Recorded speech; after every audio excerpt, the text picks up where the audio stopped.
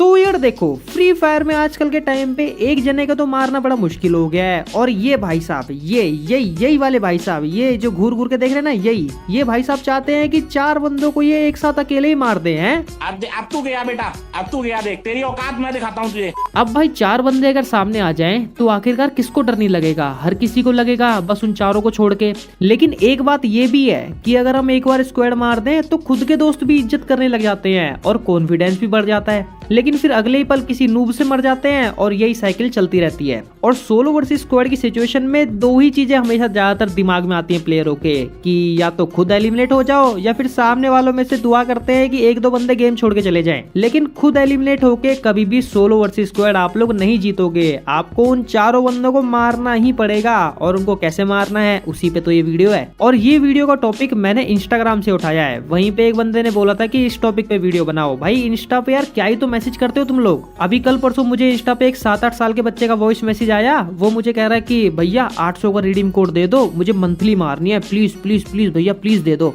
भाई वो मैसेज सुन के भाई मैं तो हिल गया एकदम से। मैं कह रहा भाई इस बंदे को 800 दिन तो अभी सही से धरती पे आए हुए नहीं होंगे और ये डायरेक्ट मंथली की बातें कर रहा है। और 800 की बात को दूर करो, इसको वॉइस मैसेज भेजना किसने सिखाया?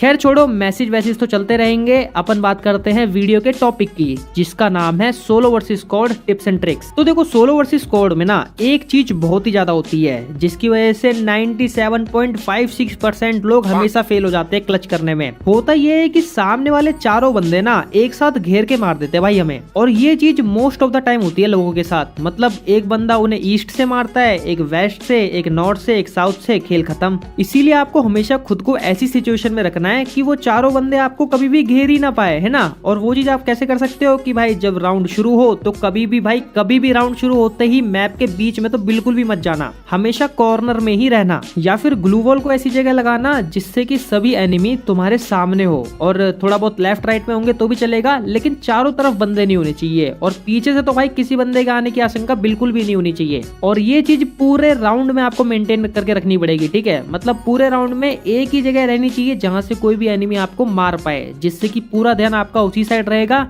और फिर आप एक एक करके एनिमीज को खत्म कर सकते हो। और साथ में एक और चीज, कभी भी किसी एनिमी को अगर आप नॉक करो ना तो उसको उसी टाइम फिनिश मत करना, ठीक है। इसको अपने हाथों पे कंट्रोल रख लेना। भाई नॉक करते हो तुरंत उसी में सारी बुलेट घुसेड़ने की कोशिश करते हो, नहीं, ऐसा नहीं करना। आप सिंपली 1-2 ग्लू वॉल इधर उधर लगाना, 10-12 कदम थोड़ा वॉक करके आना, घूम के आना उसी लोकेशन पे वापस, और तब दिखे कि फिनिश कर सकते हो तब फिनिश करना। और बहुत बार क्या होता है कि भाई सोलो वर्सेस स्क्वाड में ना हम किसी को नॉक करते हैं लेकिन उसका टीममेट भाई ग्लू वॉल में पैक करके उसको रिवाइव देने लग जाता है ना। फिर उस सिचुएशन को कैसे हैंडल करें? मतलब जैसे आप लोग यहाँ पे एग्जांपल देखो, मैं भाई यहाँ पे बैठा था, मुझे सामने एक बंदा दिखा, ठीक है, तो मैंने उसे 1 टैप मार के नॉक करा। फिर उधर ही मेरे को बगल में एक और बंदा दिखा तो मैंने उसको भी फायर करके नॉक करा। अब मेरे से यहाँ पे गलती क्या हो गई कि मुझे लगा कि जिस बंदे को मैंने पहले नॉक करा है ना उसको उधर कोई बंदा रिवाइव दे रहा है, तो मैं भाग के भाई उसी के पास चला गया और इस बंदे को ऐसे ही नॉक छोड़ गया। फिर मैं उस नॉक वाले के पास गया, ठीक है, जैसे तैसे उसको ढूंढा, फिर उसको फिनिश करके पूरा का पूरा जब मैं वापस आया तब पता चला कि इस बंदे को वो बंदा जो है ग्लू में पैक करके रिवाइव दे रहा है। तो अब यहाँ पे देखो, अब यहाँ पे आपको क्या करना है, कभी भी आपको ग्लू वॉल में दिखे ना कि ग्लू वॉल में पैक करके कोई बंदा रिवाइव दे रहा है, तो आप ना कभी भी ग्लू वॉल फोड़ना, ठीक है, ग्लू वॉल फोड़ना, लेकिन कभी भी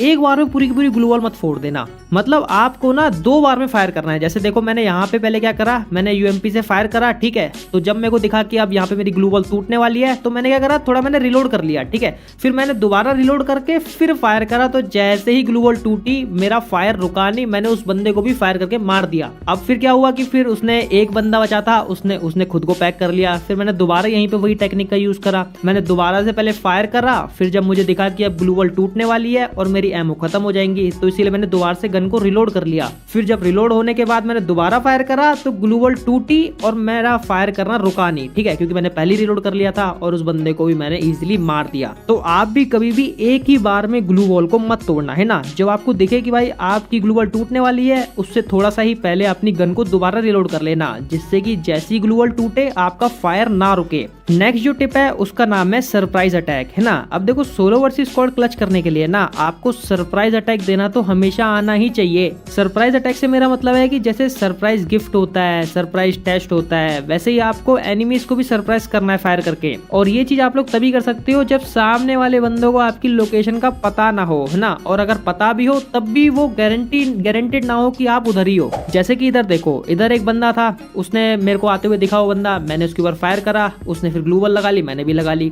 फिर उसके बाद जब मैं घूम के गया तो उस बंदे को लगा कि मैं इस साइड से नहीं आऊंगा, मैं दूसरी साइड से आऊंगा, इसलिए वो दूसरी साइड मेरे को ब्लॉक करने के लिए ग्लू वॉल लगा रहा था, ठीक है। फिर उसके बाद मैंने इसको मारा और आगे इसका एक और टीममेट था, ठीक है। तो मैंने अपनी पहले ग्लू वॉल लगाई और मैं ग्लू वॉल के पीछे ही था, लेकिन जो सामने वाला बंदा था उसको पता ही नहीं था कि मैं इस ग्लू वॉल के पीछे हूँ, तो वो सीधा सीधा रश कर रहा, मैंने एकदम से निकल के उसको ही मार दिया। तो ऐसे ही आपको हमेशा सरप्राइज अटैक देना है, ठीक है। कभी भी प्रेडिक्टेबल नहीं होना, ठीक है। आपको एनिमी प्रेडिक्ट ना कर पाए, इस तरीके से आपको खेलना है। और एक और चीज ध्यान रखना कि सोलो वर्सेस स्क्वाड में ग्लू वॉल का कवर लेना ना ज्यादातर बेकार ही माना जाता है, क्योंकि जो सामने वाले 4 बंदे होते हैं वो हमेशा आपकी ग्लू वॉल को ही फॉलो कर रहे होते हैं, क्योंकि सामने वाले चारों बंदों की मेंटेलिटी यही होती है कि जहाँ पे ग्लू वॉल लगाई होगी वहीं पे वो बंदा होगा, इसीलिए वो आपकी ग्लू वॉल पे ही रश कर रहे होते हैं, हमेशा देख लेना। इसीलिए ग्लू वॉल को तो लगाना, लेकिन ज्यादातर टाइम अपनी ग्लू वॉल के पीछे मत रहना, या तो किसी ग्लू वॉल इधर लगा के अपने किसी मतलब वॉल के पीछे छुप जाना, आसपास कोई वॉल हो या फिर कोई विंडो हो तो उधर छुप जाना। और अगर आप एनिमी की ग्लू वॉल को कवर के तौर पे यूज करोगे तो फिर तो भाई कोई भी अंदाजा नहीं लगा पाएगा कि आप लोग कहां पर हो, तो आप लोग उस तरीके से भी सरप्राइज करके बंदों को आसानी से मार सकते हो। इसीलिए आपको हमेशा सस्पेंस में ही रखना है अपनी लोकेशन को सामने वालों के सामने,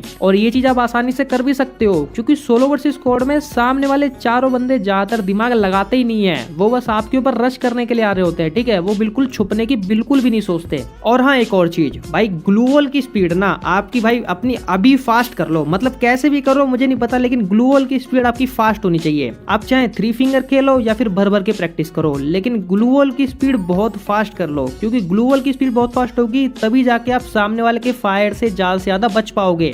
जितनी भी ग्लू वॉल होती है ना, जितनी भी ग्लू वॉल टाइप्स होती हैं सारी की सारी सीख लो, ठीक है, बढ़िया तरीके से। वो जितनी भी होते हैं ना, जो बवंडर, तूफान, ठीक है, ये ज्वालामुखी, जो भी ओले वगैरह जितनी भी टाइप की होती है सब सीख लो। हालांकि मैंने वीडियो बनाई नहीं है ज्यादातर ग्लू वॉल के ऊपर, है ना। एक बार जब मैं खुद अच्छे से सीख जाऊंगा बढ़िया तरीके से, तब मैं आपको भी सिखाऊंगा इजी तरीके से। और अगर सोलो वर्सेस स्क्वाड आपको क्लच करने की प्रैक्टिस करनी है ना, तो आप डायरेक्ट सोलो वर्सेस स्क्वाड की तो कभी भी प्रैक्टिस मत करना, ठीक है। डायरेक्ट सोलो वर्सेस स्क्वाड के कस्टम में कभी मत घुसना, आप ज्यादातर ना डुओ वर्सेस स्क्वाड खेला करो कस्टम में, ठीक है। भाई सच बता रहा हूँ, डुओ वर्सेस स्क्वाड ना तो मुश्किल होता है बहुत ज्यादा, और ना ही जब बहुत ज्यादा आसान होता है, तो उसमें प्रैक्टिस भी बहुत अच्छे से होती है। तो अपने किसी भी एक चोमू से दोस्त को पकड़ना और उसके साथ 2 वर्सेस 4 खेलना, ठीक है। कभी कभी वो मर जाएगा तो आपके सामने 1 वर्सेस 4 की सिचुएशन बन जाएगी, कभी कभी वो एक बंदे को मार के मरेगा तो आपके सामने 1v3 की सिचुएशन बन जाएगी। तो इस तरीके से आपके पास सारी की सारी सिचुएशन बनेगी ना तो 1 वर्सेस 4 होगा हमेशा, ना ही 1 वर्सेस 1 होगा, ठीक है। तो ये चीज आप लोग हमेशा ध्यान रखना, मतलब डुओ वर्सेस स्क्वाड की प्रैक्टिस करना। और अगर आपको मेरा सोलो वर्सेस स्क्वाड का गेम प्ले देखना है तो भाई मैं सेकंड चैनल पर अब रेगुलर गेम प्ले वीडियोस डालता हूँ, तो उधर काफी बढ़िया कमेंट्री चल रही है, काफी बढ़िया, लोगों को मजा आ रहा है। तो जल्दी से आ जाओ, तीनों में से किसी पे भी क्लिक कर दो। मैं चलता हूँ, अब मुझे भी सोलो वर्सेस स्क्वाड में थोड़ा रैंक माइनस कराने जाना है। तब तक के लिए बाय बाय।